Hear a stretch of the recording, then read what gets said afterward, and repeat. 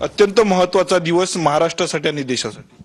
बिलकुल इलेक्शन म्हटलं की ते महत्त्वाचेच असतात आणि लोकशाहीचा उत्सव याला आपण म्हणतो।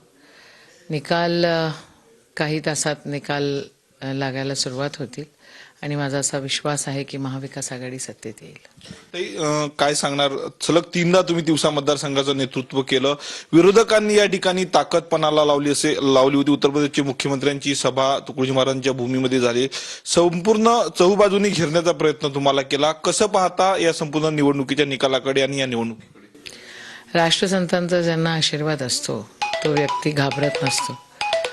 सर्वधर्म संभावाचं हे वातावरण आहे। योगींची सभा झाली त्याच्यामुळे आम्हाला खूप फायदा मिळाला। महाराजांच्या भूमीमध्ये तिथं तोडण्याची आणि कटण्याची भाषा त्या ठिकाणी केल्यात आली।